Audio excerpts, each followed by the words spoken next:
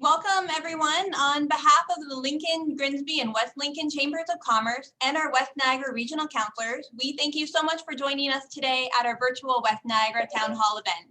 My name is Hendry, and I'm the Executive Director of the Lincoln Chamber of Commerce. I would like to start off by reviewing a couple of details before we get started. Our agenda is that each of our 3 regional councillors will provide a quick overview of what's happening at the regional level and their plans for restarting West Niagara. We're also welcoming economic development officers to present today. Following all presentations, we will have a short question and answer period. If you have a question, you can submit your question using the chat function that's located at the bottom of your Zoom screen. Our moderator will be going through the questions and asking on your behalf. For your best viewing experience, we do recommend that you set your view to speaker view. That option can be found in the top right corner of your screen. This will allow you to have the person who's speaking take over the full screen. This event is recording and we are live streaming it on our YouTube page. For those of you who don't know who we are, I'd like to take a moment to introduce the Lincoln, Grimsby, and West Lincoln Chamber of Commerce. As chambers, we provide networking opportunities, business development, political access, and cost-saving discounts on products and services that businesses need. We are 3 separate chambers serving the 3 municipalities, but we work together to provide and support networking opportunities for our members. Rebecca Shelley is the Executive Director of the Lincoln Chamber, of the Grimsby Chamber, and Denise Potter is the Executive Director of the West Lincoln Chamber. They'll be joining us shortly to introduce their regional councillors.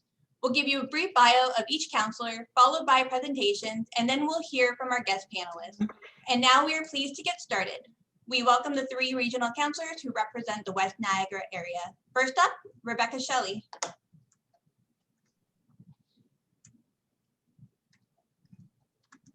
Thank you, Lindsay. Appreciate the introduction. My name is Rebecca Shelley, and I'm the Executive Director of the Grimsby Chamber of Commerce. It is my distinct pleasure today to be able to introduce Wayne Feritch, who is the Regional Councillor representing the municipality of Grimsby.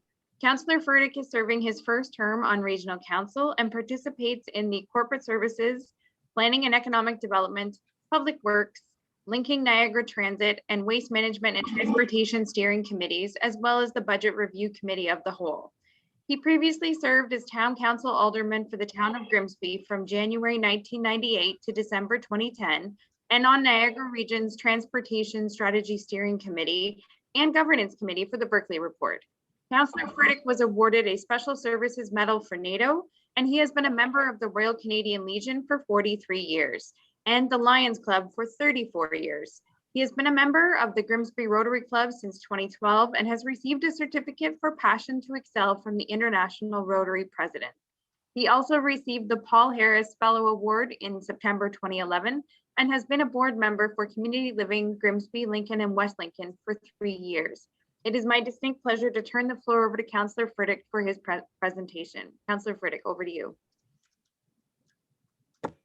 Thank you, Shelley, and thank you everybody for attending today. Thank you for the introduction.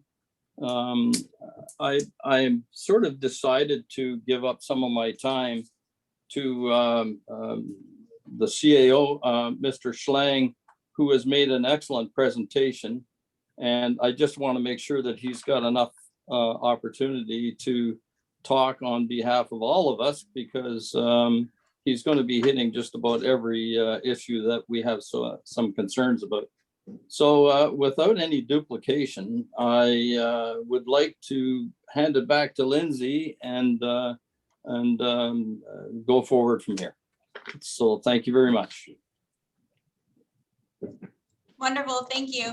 It's my pleasure to introduce Councillor Foster. He has represented the town of Lincoln for over 20 years, both as a town councillor representing Ward 1 and as of 2018, our representative at Niagara Region. At the region, Councillor Foster is a member of all standing committees and chairs corporate services, the committee responsible for financial oversight of the municipality.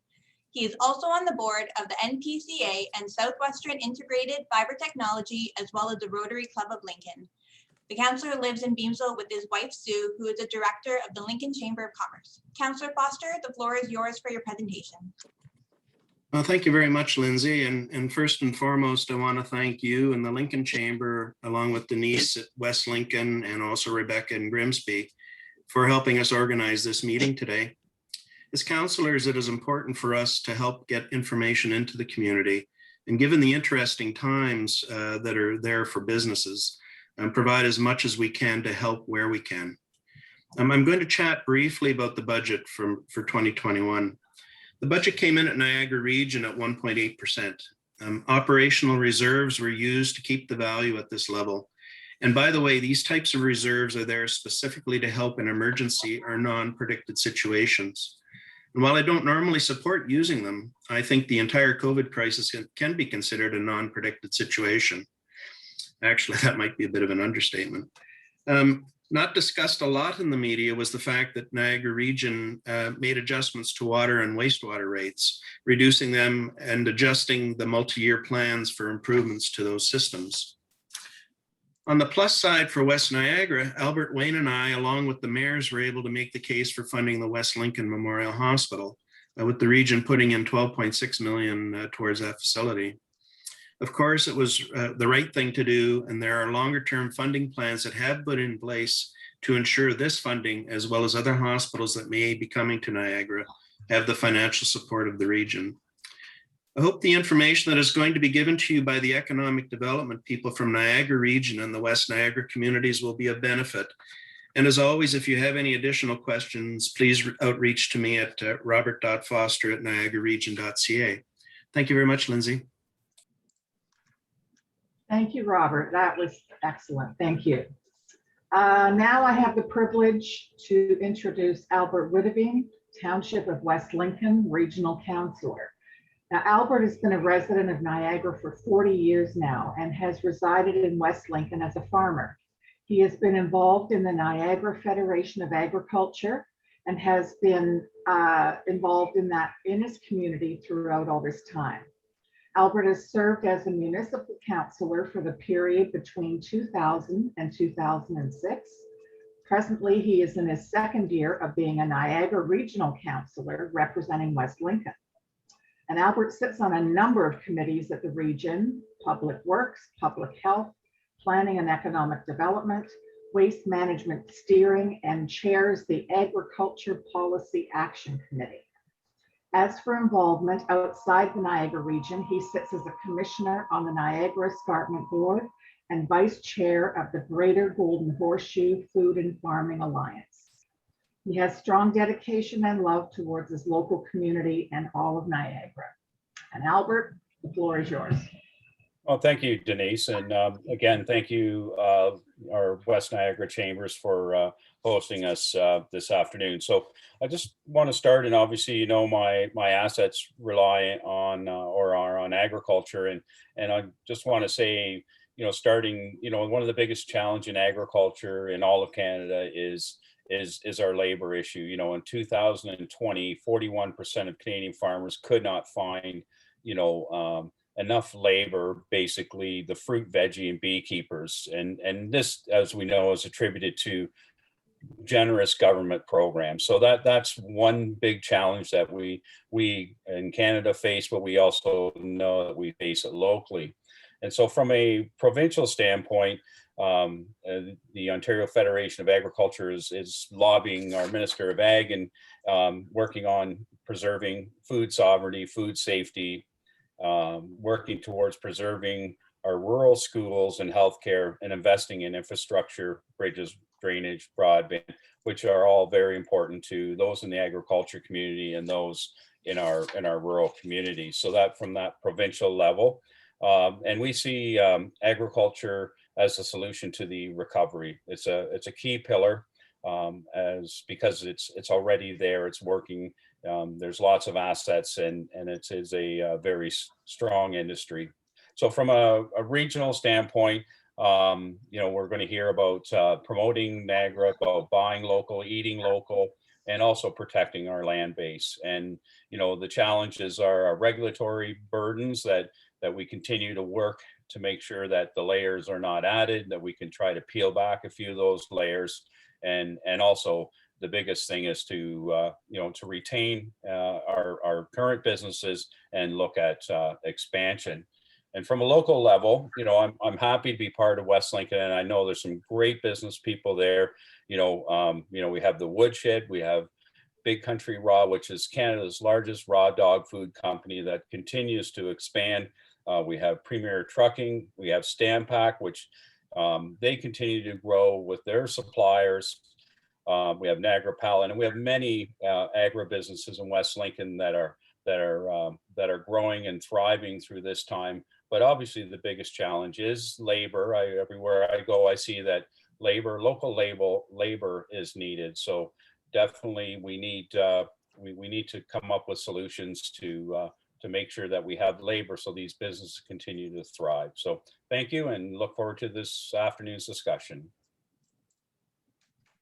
Great. Thank you very much to all of you, Wayne, Rob, and Albert. We appreciate your insight very much. Now it is my extreme pleasure to introduce our Economic Development Officer for Niagara Region, Linda Sicoli. Linda? Thanks very much.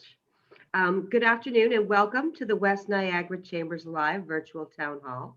As Denise has introduced me, I'm Linda Sicoli, and I support and advise the municipalities on local economic development initiatives. I'll be moderating today's event, and I appreciate the time that you've taken today to join us here. We hope that you're going to find this event informative, and in a moment I'll introduce our economic development representatives from the region and the West Niagara municipalities, each for a short presentation, and then a question period will follow. Some of the questions have been provided in advance, and if time permits, we will take other questions from the chat. First, I would like to introduce George Spezza. George Spezza was welcomed to the region as the Director of Economic Development in 2020 and brings with him more than 20 years of experience in municipal economic development, leading the region's Niagara, Canada team.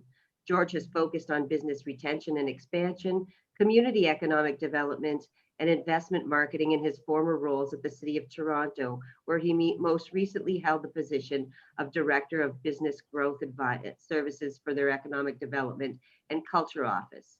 He also serves as the Senior Advisor of Business and Strategic Relations in support of Crosslink Transit Solutions while completing the Eglinton Crosstown LRT expansion. Welcome, George. Well, good afternoon, and thank you very much, Linda, for the introduction, and good afternoon to all the participants. It's a pleasure for me to be here, and just thought I would quickly roll through my presentation and talk about what the role of Niagara economic development is for the region. A primary purpose is supporting the growth of Niagara's economy and ensuring the competitiveness of the economy. Some of the key functions are promoting the Niagara region through investment attraction, lead generation activities, and strategically targeting sectors and geographies.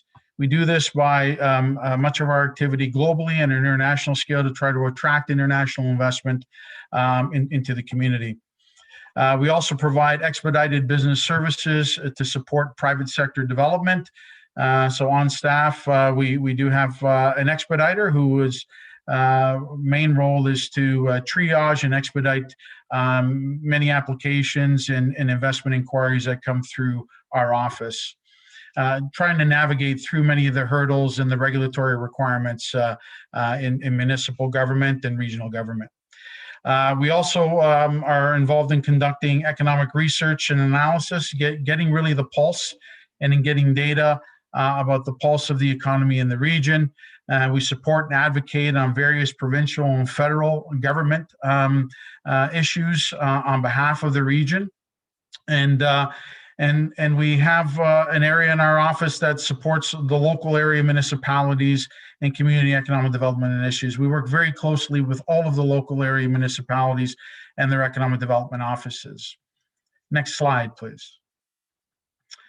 And so our partnerships are very broad. Not only are we working very closely in a Team Niagara approach with all of the local area municipalities, but we work with our academic institutions like Brock University and Niagara College. And we collaborate with Innovate Niagara on the incubator side. We have a strong relationship with the Niagara Industrial Association and helping them in their support of many of the major manufacturers in the manufacturing industry in the region. And also part of the Golden Horseshoe Food and Farming Alliance. And again, much of our support and collaboration is all with all in dealing with our local economic development offices as well. Next slide. So as part of our COVID support, and one of the funds that through the Economic Recovery Task Force that was created by Chair Bradley in the early days of early 2020 when the pandemic hit our region, we were able to apply to a federal program called the Tourism Adaptation Recovery Fund. Through this program, we were able to support 168 Niagara region businesses across all of the communities in Niagara and supporting them with a grant application towards any expenses incurred on mitigation measures. The total amount of that fund was $2 million, and we're happy to say that the fund was totally subscribed to, and some of those checks are actually being sent out to the companies within the next month or so. That was one of the programs we were able to support through the Economic Recovery Task Force. We also have come out with 3 COVID impact surveys specific to all of our businesses in the region. 2 of them have already been administered, and the 3rd is currently on its way now. It's very important for us to know and understand the pulse of our businesses and some of the challenges they're facing, so we're adequately able to respond. Through the Economic Rapid Recovery Task Force, we also developed a recovery plan approved by Regional Council. And many of the advocacy issues that we're dealing with through to other higher levels of government. And we have biweekly meetings with all of our chambers, industries, BIAs, and many of the local area municipalities that are part of the Economic Recovery Task Force. We also provide updates through our public health. So through the task force, when any major announcements are being held through public health, we help to channel that out through our recovery task force and all of our stakeholders on that on that recovery task force. The local area municipality funding, we also provide funding of up to $10,000 per municipality for initiatives that are supporting some of the COVID recovery efforts. Next slide. In terms of our marketing support, we have just developed our first business directory for the region, so cataloging all of our businesses throughout the region. It should go live on our Niagara Canada website next week, and it's an opportunity for people to find businesses and really understand what businesses are located in the region and be able to access those businesses. We are supporting buy local campaigns. There's been much effort on buying local and supporting the local retailers and supporting local businesses. So we were able to provide some micro grant programs to enhance those shop local campaigns throughout the region. We also provided a PPE directory for protective equipment that was easy accessible for any businesses looking for those protective measures as part of the recovery. We've also created COVID news updates. We understand that there's been many announcements, both at the federal, provincial level, and very difficult at times for many businesses to track many of those announcements. So we've been able to have a one point of entry through our website that catalogs many of those announcements, all of the programs that have been announced at various levels of government. And it's an opportunity for you to easily go into our portal on our website to access that information and request some assistance in applying for any of the appropriate programs. We've also had on business support recovery, sort of Niagara Small Business Enterprise Centers, which are operated by the local area municipalities, and they provide a local resource for entrepreneurs to get information on starting a business, operating a business, and running a business. branding and promotion campaign. We're currently undergoing an extensive campaign in the National Post, which will be coming live in the next couple of weeks, about promoting and branding the Niagara region, driving more marketing, more investments, driving more opportunities to invest in the region, but also to shop locally as well. So part of our efforts on a branding and marketing campaign is really to create a broader awareness, not just domestically, but also globally as we come through the pandemic. How do we globally outreach to many areas around the world to talk about Niagara and to drive more investment and attraction to Niagara and try to create more jobs in the region? Next slide. And I think that comes to the end of my presentation. I would just encourage any participants, if you want more information on some of the activities from economic development at the regional level, please go to niagaracanada.com. Our website has lots of significant information, and also contacts on our team, whether it's me directly or any other members of my team will be happy to assist in any questions that you might have. So thank you very much. Thank you very much for that presentation, George. Now I'd like to introduce Beverly Hendry. Beverly Hendry is the Chief Administrative Officer for the Township of West Lincoln. She has over 30 years of experience with both the province and the municipal sector in policy analysis, program development and administration, strategic planning, communications, issues management, and most importantly, leading staff teams. Her last post with the province was as the Regional Director for the Ministry of Municipal Affairs and Housing, serving 74 municipalities in Central Ontario.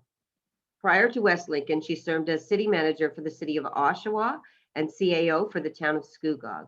She continues to give back to municipal leadership and professional development through board positions with the Canadian Association of Municipal Administrators and as past President of Ontario Municipal Administrators Association. Welcome, Bev.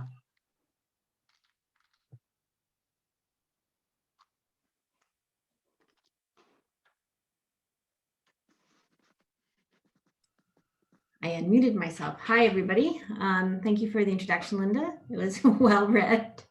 My presentation isn't quite as fancy, but there's a lot of stuff here, and I'll make sure I cover all the material that I lay out here.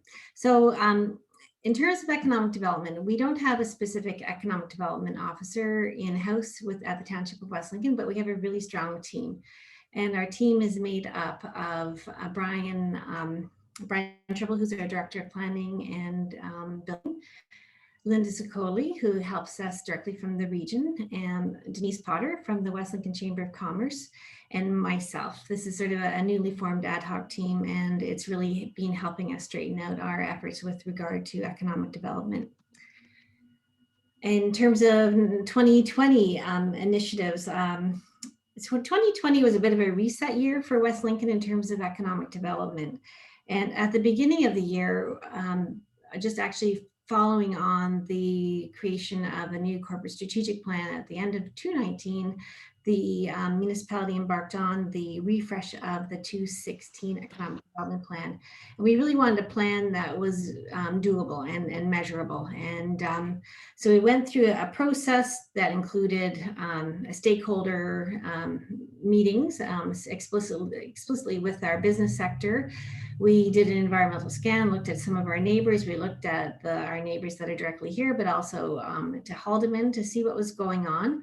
And with that, we created a new economic development plan that is something that we are now starting to really work through. And our timing was everything. We had that finished by the end of February 2020, just before COVID hit. But I think it really helped us get oriented for some of the things that we had to do in 2020. In 2020, we one of our biggest goals that we had set for ourselves under the economic development plan was to actually regroup and go back and do some education and training for our members of council and for our senior staff, and to really understand what the roles and responsibilities are of a municipality in terms of economic development. And through Linda's support, we were able to get some of the staff from OMAFRA to do a 2-session economic development 101 for our staff and council. And in addition to getting the theory, it was really great to have a good conversation, because what we really learned is that we have a number of economic development initiatives that are underway, but done through a varying initiatives that are out there. So we're able to get a better handle and understand what's underway. And as Regional Councillor Witteveen had mentioned earlier, we have a lot of really great business retention and expansion going on in our industrial park.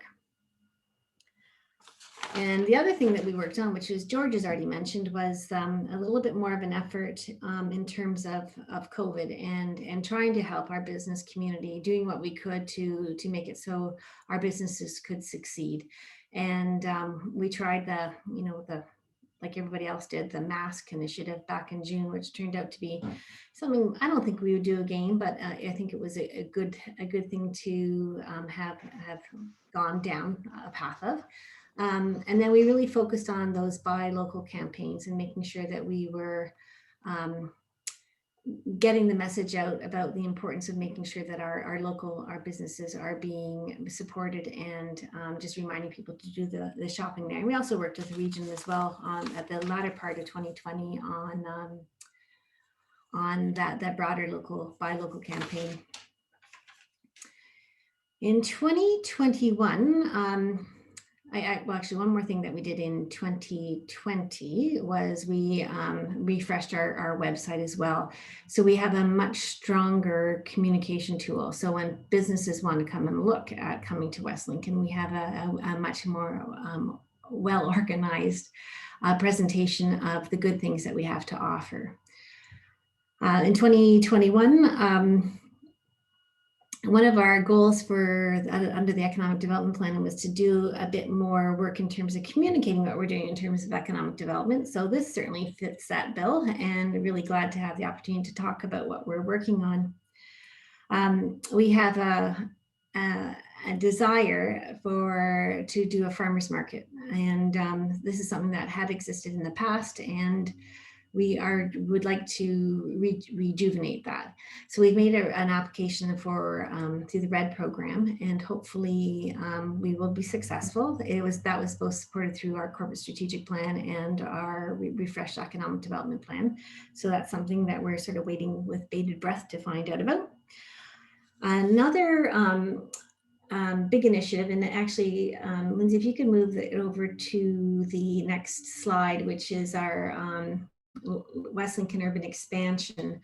This is probably one of the biggest drivers of both our residential life as well as our business expansion and opportunities. As you can see here, we are looking at doing a very significant urban expansion in the Smithville area, and the area that you see with the black line is the existing urban boundary, and then the red is the area that is under review in terms of a study. And so this is actually very solid planning at work. So we're doing all the things that we should be doing to make sure that we come up with the right area for expansion for this next period of time. Right now we are with the 2041 official plan. We were looking at an expansion of up to 29,000 people. And we know that we'll be having to plan for more as we move to the next 10 years out that they're asking us to start to look into. But we have we've actually hired a group to help us monitor or work through this process. So we've had transportation studies underway, stormwater management plans underway, natural heritage looks. And right now there's a website called plansmithville.ca, and there are 2 conceptual drawings that are being considered for the public's input. On February 11th this year, we actually ran a Zoom PIC center, like a public information center. And So one thing about Zoom was we were able to get more than 100 people sign up and find out what was going on with a really important local initiative. And there was a lot of good questions raised by the community members, and a lot of good answers given. And all of that is helping us drive and figure out the best way to do this expansion area. Lindsay, if you can move to the next one, which is just the broadband expansion. So it seems like when I look at it, I think I don't even know why this is such a big deal, but it really is a big deal. We've been making applications for this for over 7 years to get more broadband to our rural areas. And the purple lines here demonstrate the latest announcement that came earlier in January. And this was the SWIFT, working with SWIFT, Niagara region had secured $8.8 million in investment in rural broadband. So you can see the connections that are coming from the west and strengthening some of those in the internal area. Plus there's movement towards the Wellandport area as well. And all, those are, while they're not completely done, they certainly start the framework for the next expansion when that comes. So this has been another really good thing for our community, for both people who are having to work at home and businesses who are starting to want to develop their business plans from a home base, and those people who are doing school online and all those sorts of things. So this was a great boost for our community. And lastly, I'll just talk about, this doesn't really relate to this one here, but we've been modernizing some of our budget processes, and like Lincoln, we came in with a very moderate yet strong budget, and it's all linked to our corporate strategic plan. But on our website now, we have really good and detailed maps, so people can go and look at the roads programs and figure out where their investments and the improvements that we're going to be making over time. So all the capital plans are laid out there. So I think that's another thing that for businesses who want to come to the area, they know what we're working on and what we're focusing on. And I've been told to wrap up, so I'm going to just leave it at that. So thank you very much for the time and the opportunity to speak. Thanks very much, Bev.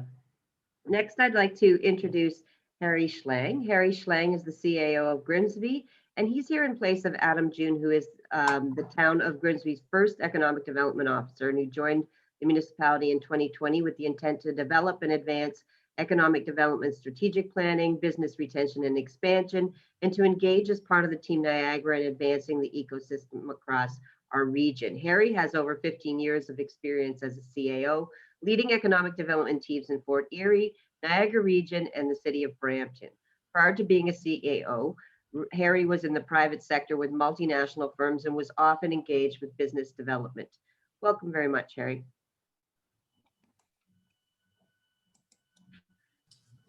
Thank you very much, Linda. So I'm just waiting for the slide. Yes, so thank you very much.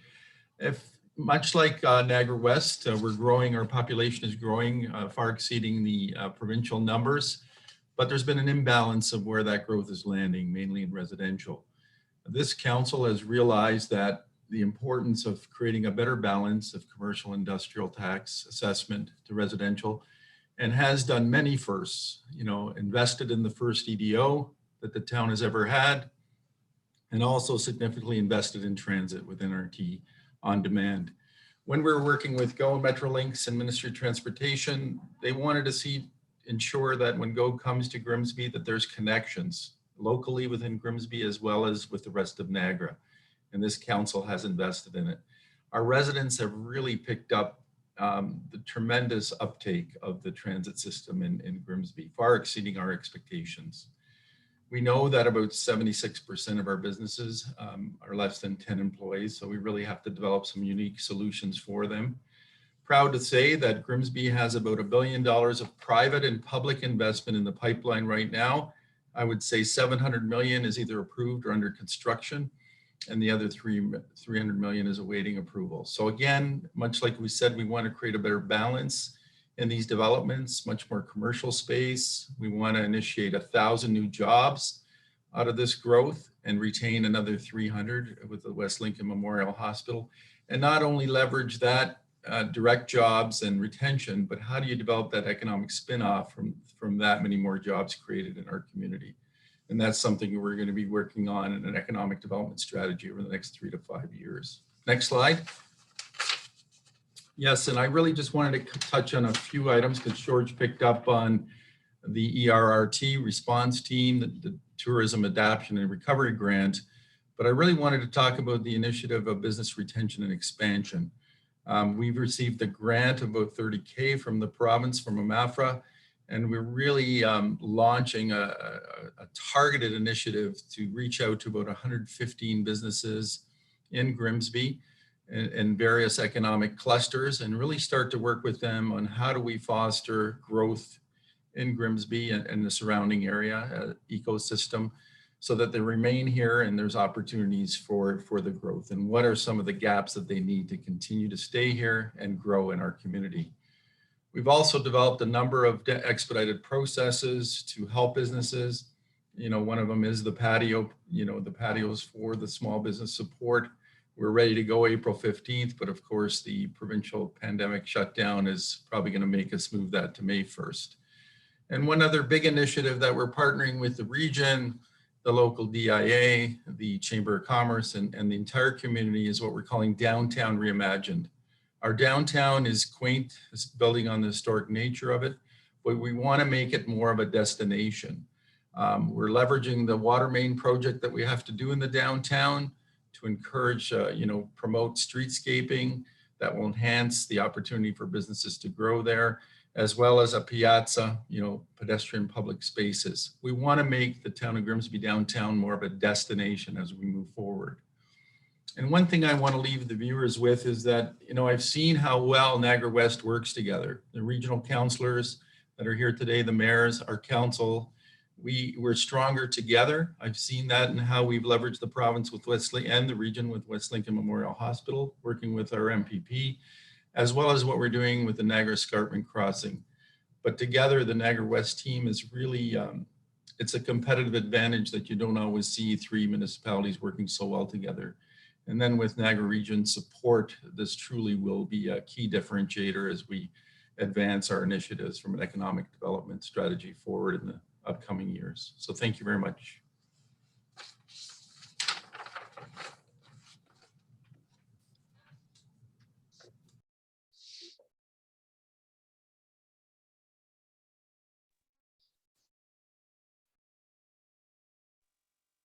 Thanks very much. Sorry. Last but not least, I would like to introduce Paul Ianni. Paul joined the town of Lincoln in April 2017 as Lincoln's first ever economic development officer and has since built an economic development program that is focused on growth, job creation, and has attracted investment and supported Lincoln's existing businesses. Paul spent close to a decade working in Toronto, both at Queen's Park and in the private sector, focusing on both economic development and stakeholder relations with successful projects in foreign direct investment and public relations. Paul is now devoted to assisting businesses in Lincoln, driving retention and expansion, innovation, and entrepreneurship activities. Welcome, Paul. Good afternoon, everyone. And Linda, thank you for that kind introduction. And thank you to the Chambers of West Niagara for having me this evening or this afternoon. And also thank you to Councillor Foster for inviting me. I appreciate everyone's time this afternoon. I promise to be quick because I know we're looking to a Q&A session. I do have a few slides here, but I do have my contact info at the end. So if I do go over anything too quickly and you have some questions or would like some additional information, please feel free to follow up. So the first slide I want to show you, and you see on the screen here, is really some private sector investment that the town of Lincoln saw in 2020. Pandemic aside and the hardships that a lot of businesses experienced, there were some sort of, silver linings in what we saw in our community locally. And between 2019 and 2020, Lincoln did see over 18 new businesses and about 48 business expansions in our community. I really do highlight the business expansions because, as everyone knows, any new jobs that a community creates the majority of those come from your existing businesses. So that's why business retention expansion is a key element of what we continue to do. We saw over $100 million in estimated construction value here in the town of Lincoln. And on the right-hand side, you do see some of those new businesses and expansions that opened in 2020. So, pandemic aside, we did see some successes. But of course, a lot of the businesses in the community, just like across West Niagara and the region in total, did see obviously some hardships throughout the pandemic. And that's why the next few slides are really geared towards what we worked on to support our businesses. So next slide. In regards to some of our 2020 business recovery initiatives, the first and foremost thing that we did was really wanted to communicate and get information out to our businesses.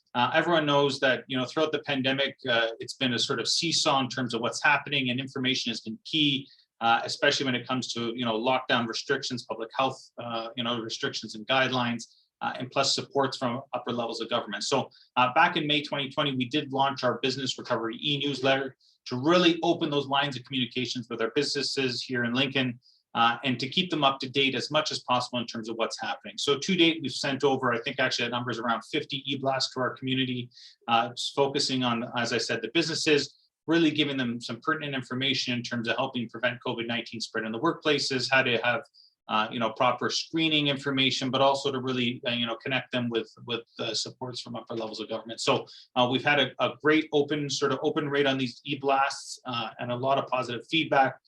And if you haven't already, or if you do not receive these in your business in Lincoln, please feel free to email me, and we'll get you on that distribution list. In addition, to support our businesses, with public health restrictions and pivoting and being able to stay open as much as possible and to keep employees and customers safe, we did distribute face shields and face masks into the town of Lincoln, about 1,350 face shields to 120 businesses. In addition, thanks to a large contribution that a lot of municipalities throughout the Niagara region received, we did distribute about 240,000 masks to our community, focusing on vulnerable sections or businesses or community members and such, plus approximately 60,000 face masks for our migrant workers. This is all to help keep consumers and employees safe and to minimize spread in our community. Next slide. To sort of support businesses and do a little bit of a shop local campaign, we did launch shoplincoln.ca back in May 2020. Really, this was about activating and supporting our local businesses throughout the pandemic, encouraging local shopping and sort of visiting your backyard and such. And pleased to announce, since May and up till the end of February, so this number has increased obviously, but we've had over 50,000 unique page views and over 22,000 unique users.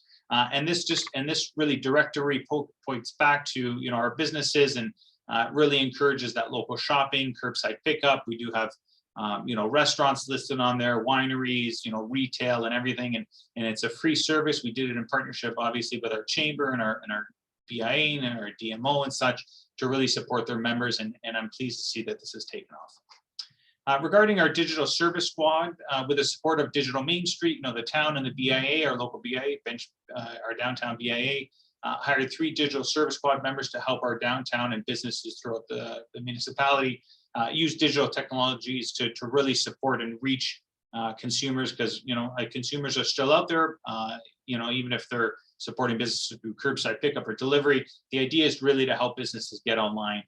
And you do see a little bit, I won't go through each of them, but you do see some of the businesses that received the digital transformation grant, as well as some other funds that were distributed across the community. So very, very successful program we did in partnership with our BIA. Next slide. Our patio expansions and tent permitting fast tracking. So similar to a lot of other municipalities, to support Lincoln's tourism and hospitality sectors, we really did expedite seasonal and temporary tents and patio expansions last year, and we're going to be continuing to do this this year as well, to really help encourage our businesses survive these months through public health restrictions. The idea was to really fast track any expediting waive fees and to really support the businesses. So this was a huge success last year, and we're going to be continuing with this again this year. And these permitting applications are really turned around in a 24-hour period. We do it very fast here. We triage it between economic development, our planning department, and our fire department to make sure we're supporting these businesses as quickly as possible. Next slide. Broadband, obviously, as you would have seen up in West Lincoln as well, and I think Grimsby mentioned as well, broadband and the change to online economic activity locally has really taken, forefront thought, both in our residents and our businesses here in Lincoln. Broadband is infrastructure. It's a key component of what we want to do. And similar to many rural communities throughout Ontario, our broadband services are probably meet the threshold that the CRTC sort of identifies, but we can go above and beyond that. So the town is really spearheading conversations and wrote letters to support with a lot of the private sector ISPs to really identify how we can get additional broadband here. So this is on our radar. We're actually launching a survey on speakuplincoln.ca, which is our new public engagement platform, to really get a good sense of what the need is here, both with our residents and our businesses. And so we'll have more to say on this topic at a later date, but it really is a key component of what we're working on. Next slide. So of course, economic recovery in general, the pandemic has really necessitated a focus on supporting our business community as much as possible, and with public health restrictions and such. So we continue to, this continues to be a top of mind issue through here at Town Hall. We're really encouraging Shop Local through shoplincoln.ca, as I mentioned, and continuing to promote grants and recovery and economic assistance from upper levels of government. I know my counterpart at the Niagara region, George, talked about the Tourism Adaptation Recovery Fund. This was a huge success for a lot of our businesses, and we'll have more to say on that at a later date. Next slide. And this is actually our last slide. Tourism is a huge component of our local economy here in Lincoln. And so, we focusing on tourism recovery and trying to support our tourism operated businesses has been a key component of what we did since basically since the pandemic started.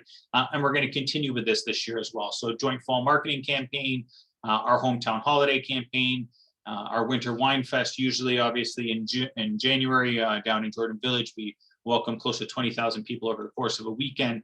Obviously can't do that right now, but we really pivoted and turned that into an online virtual event with great success. In addition, Lincoln Wanderlust is a new event that we're actually going to be rolling out in the next few weeks. Second wave or third wave and third lockdown pending, obviously. But this will very much be geared towards individuals to visit their own backyard, which can be done in a safe manner with curbside pickups or online deliveries and stuff. And so a lot happening on the tourism front as well. Next slide, and this is really just me saying thank you, and obviously my contact information is can be provided, but thank you for the time, Linda and everybody. Thanks very much, Paul, and thanks to all of the panelists. These were great presentations. It sounds like there's a lot of great economic initiatives that are happening. And the other thing I hear is a lot of collaboration between municipalities in the region, and that's fantastic. I do have some questions here that were submitted prior to the event. So I am going to start with this question, and I'm going to ask Councillor Witteveen if he wouldn't mind responding. Smithville Christian High School would be interested in having Niagara Region Transit on demand serve students within the municipality of West Lincoln. Is this service expansion a possibility? If not, why not, or when? So, well, thank you, the Christian school, for that question. And I'm sure as I listen, this question applies to, I guess, all our local businesses too that are trying to bring employees on board, and some may not have transportation. And I know that it's from my perspective, it's a local issue, it's a budgetary item, but yes, it is possible, because right now we have intra, which where transportation is outside of our municipality, but people that live within our municipality can't get around. So it's a matter of an expenditure that the town council that has to budget that amount. But I would encourage business people to lobby councillors and the township in support of the next step in expanding this service, as the pilot show that there was a direct need in our community. And so that should reinforce to council that the next step needs to be taken to accommodate businesses and also students for getting around, whether from school to some part-time employment. So definitely this is something that businesses and this group needs to encourage town council to explore and set monies aside to expand the service. Thank you, Councillor Witteveen. The next question is regarding the public realm investment program, and I'm going to ask George Spezza if he wouldn't mind responding to this. Is the public realm investment program still running? And if so, who is the best contact? Sure. Well, thanks, Linda. The Public Realm Investment Program was launched in the fall of 2016 and provides some funding to local area municipalities for streetscaping enhancements and projects along regional roads. The program offers some funding on 40 different enhancements, everything from hardscaping to road crossing measures, landscaping, environmental sustainability, and various other areas. The best contacts for the program would be Vanessa Aykroyd at the region.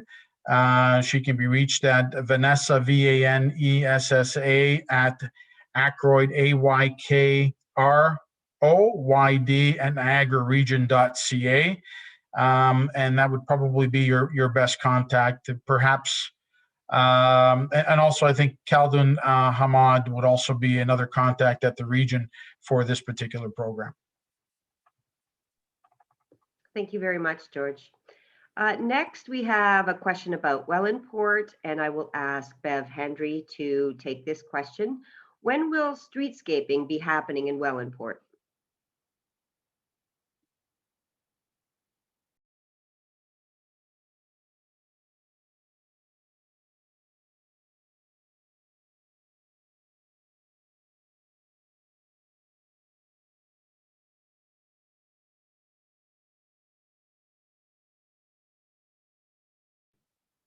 Have we lost Bev, or is she on mute?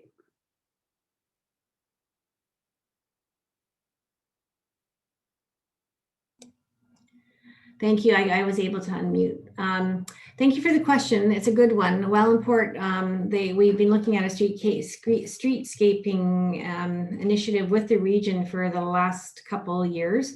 In 2020, there were some more detailed looks at what would be required for a better Main Street, so to speak, in Wellandport. And because we got the question in advance, I was able to check through the region's capital plan. So it looks as though there's 500,000 set aside for 2022, and then 500,000 set aside for 2023.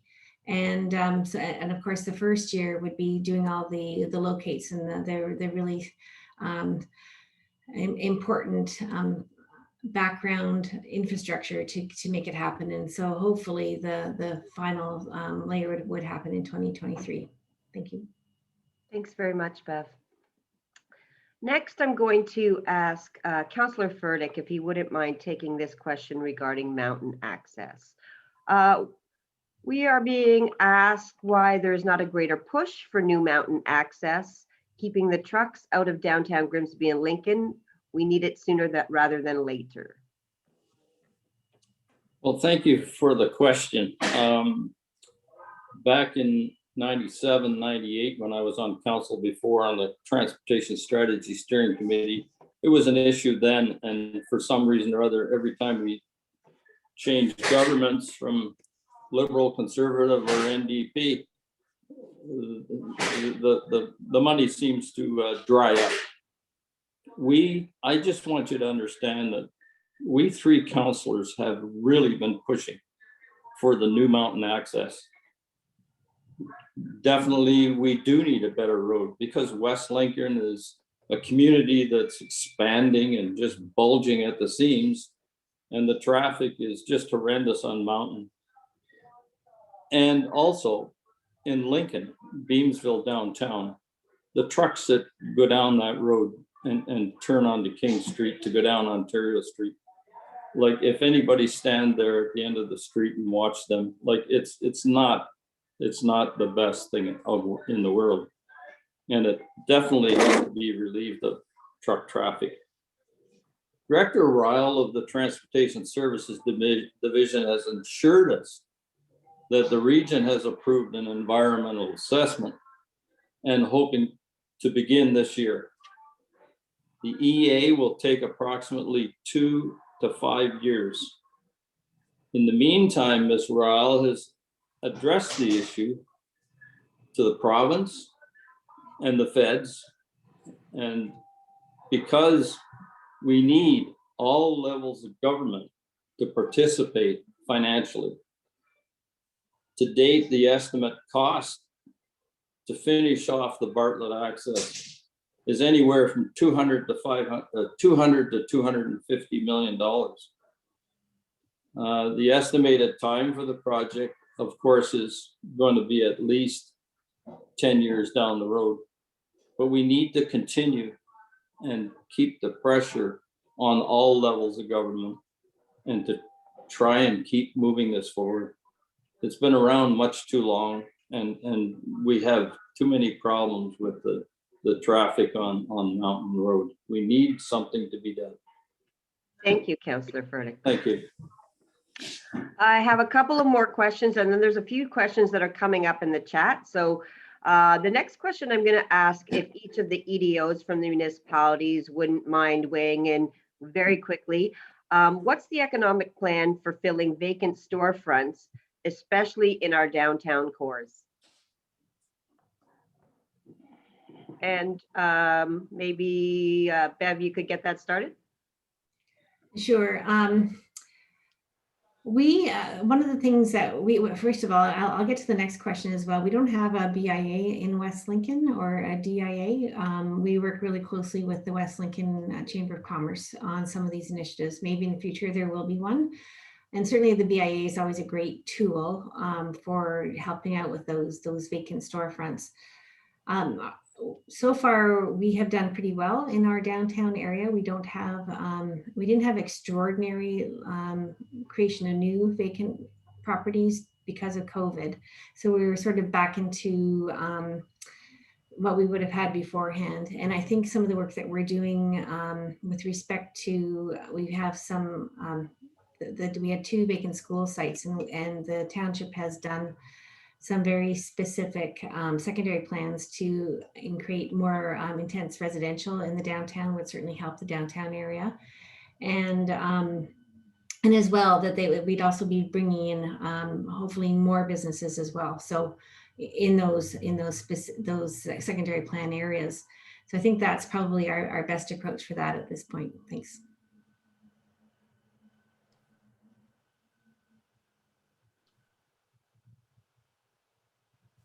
Linda, would you like me to go next?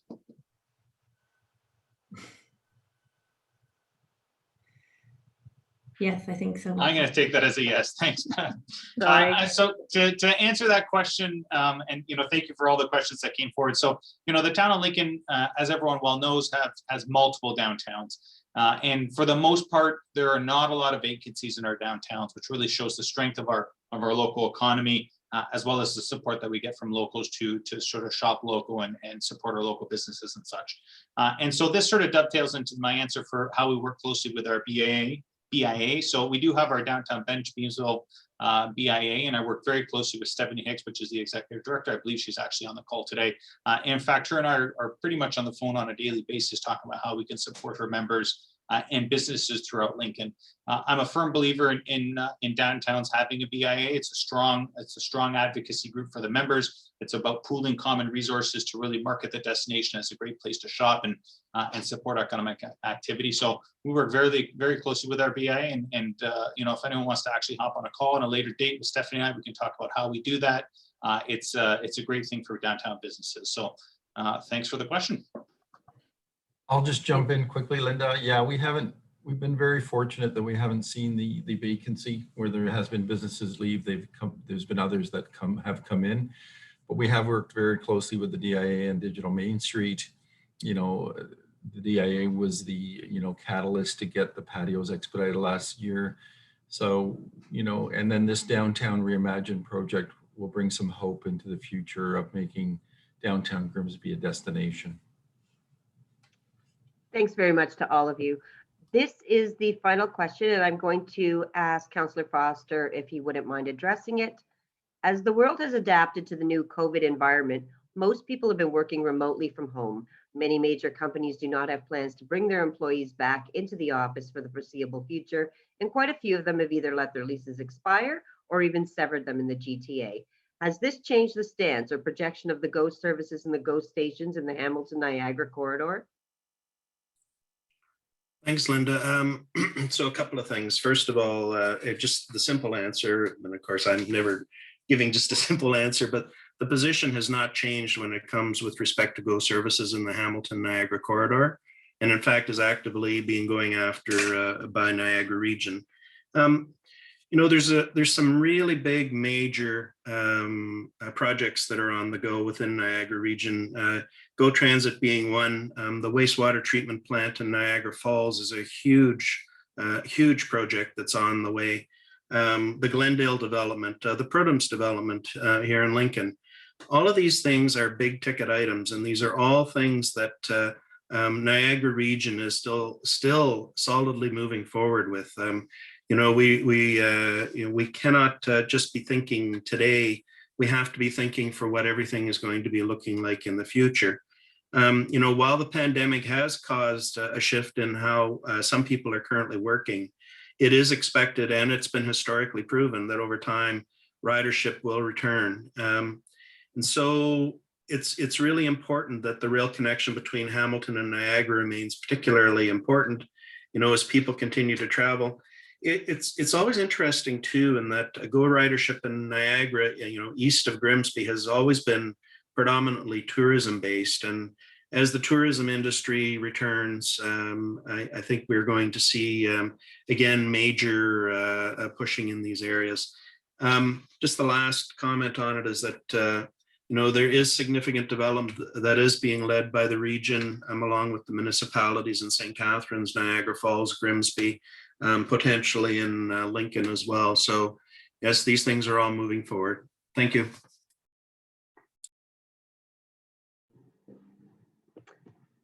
Thanks very much to everyone. I'm going to turn it over to Rebecca now to thank everyone for participating and wrap everything up, as we've gone a little bit over here, it seems.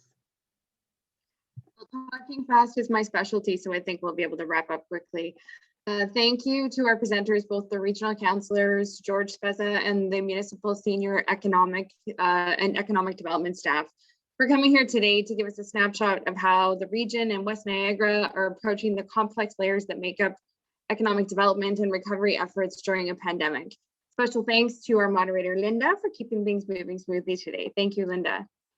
A reminder to everyone that the contact information for our presenters will be sent out to all registrants later today, along with a link to the region's economic rapid response task force survey that we are asking businesses to complete, and a link to the presentations as well.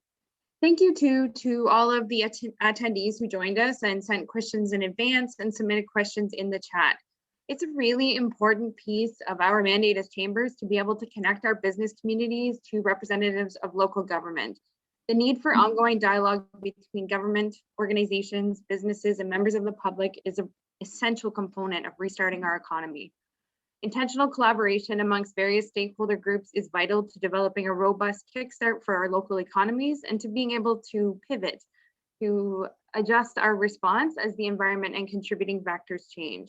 The three West Niagara chambers, Grimsby, Lincoln, and West Lincoln, are committed to being part of that dialogue and to actively facilitating feedback from our innovative, hardworking, and hard-hit business communities, who are equally hardworking government representatives. Everybody's wearing a lot of hats these days.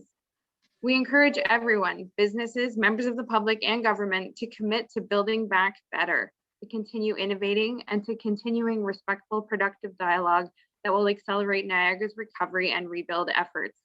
On behalf of my colleagues, Lindsay and Denise, and the three West Niagara chambers, thank you again to each of you for joining us today.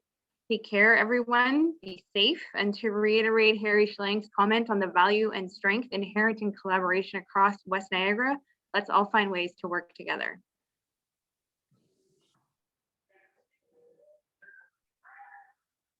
Awesome. Thanks, everybody.